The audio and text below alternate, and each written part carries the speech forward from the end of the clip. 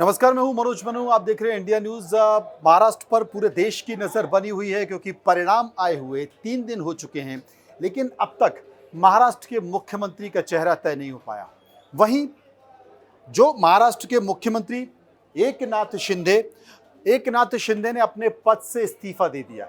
वो इस्तीफा राज्यपाल को सौंप दिया है, लेकिन राज्य का अगला मुख्यमंत्री कौन होगा अब तक ये तय नहीं है। एकनाथ शिंदे ने बड़े बेमन होकर इस्तीफा दिया है क्योंकि शिवसेना के तमाम कार्यकर्ता ये चाहते थे कि एकनाथ शिंदे ही मुख्यमंत्री बने, लेकिन बीजेपी 100 के आंकड़े को पार कर कहीं आगे बढ़ चुकी है। लिहाजा एकनाथ शिंदे पीछे छूट गए और अब राज्य में मुख्यमंत्री बीजेपी का होगा। ये तय हो चुका है कि महाराष्ट्र में मुख्यमंत्री बीजेपी का होगा। एकनाथ शिंदे की पार्टी को उप मुख्यमंत्री मिलेगा और अजीत पवार भी उप मुख्यमंत्री बनेंगे, यानी कि बीजेपी का मुख्यमंत्री सहयोगी दल शिवसेना शिंदे गुट और अजीत पवार एनसीपी गुट उप मुख्यमंत्री होंगे। लेकिन बीजेपी का मुख्यमंत्री कौन होगा? राज्य के मुख्यमंत्री का इस्तीफा हो चुका है। कार्यवाहक मुख्यमंत्री के तौर पर शिंदे ही कमान संभालेंगे, लेकिन अब जो जानकारी आ रही है कि पहले सहमति बनाने की बात थी, सहमति अभी बन नहीं पाई है। हालांकि बीजेपी में जो नाम तय होता है वो 2 लोगों के बीच होता है, नरेंद्र मोदी और अमित शाह के बीच। अब तक किसी तीसरे को पता नहीं है।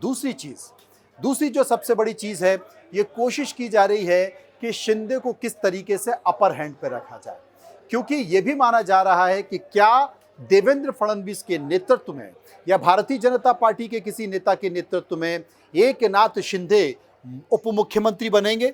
मुख्यमंत्री बनने के बाद उप मुख्यमंत्री बनेंगे। ये नेचर, ये मिजाज नहीं है एकनाथ शिंदे का। इसलिए ये भी माना जा सकता है कि एकनाथ शिंदे की जगह कोई दूसरा उप मुख्यमंत्री हो सकता है। अजीत पवार उप मुख्यमंत्री बनेंगे, ये तय हो चुका है। लेकिन देवेंद्र फडणवीस के नेतृत्व में ये मुख्यमंत्री रहेंगे, इस उप मुख्यमंत्री रहेंगे, इसकी गुंजाइश कम है। अब इनका पार्टी कद कैसे रखेगी, इनका भरोसा कैसे रखेगी? तो कोशिश की जा रही है कि एक समिति बनाई जाएगी। आपको याद है जब यूपीए की सरकार थी और प्रधानमंत्री जब डॉक्टर मनमोहन सिंह बन गए थे, तो एक समिति बनाई गई थी और उसका चेयरमैन सोनिया गांधी को बनाया गया था। सोनिया गांधी उससे ऊपर हो गई थी। ठीक वैसे ही कोई व्यवस्था करने की कोशिश की जा रही है और उस समिति को अध्यक्षता के तौर पर, उस समिति की अध्यक्षता, उसको हेड करेंगे एकनाथ शिंदे, जो सरकार के कामकाज, सरकार की नीति रीति पर तय करेगी, फैसला लेगी। ये व्यवस्था बनाने की कोशिश की जा रही है। आपको याद होगा देश के प्रधानमंत्री नरेंद्र मोदी ने ये कहा कि देवेंद्र फडणवीस मेरे मित्र, यानी कि आप सोचिए कितना वजन देने की कोशिश की गई है। और मैं आपको बता रहा हूँ आज, अगर अमित शाह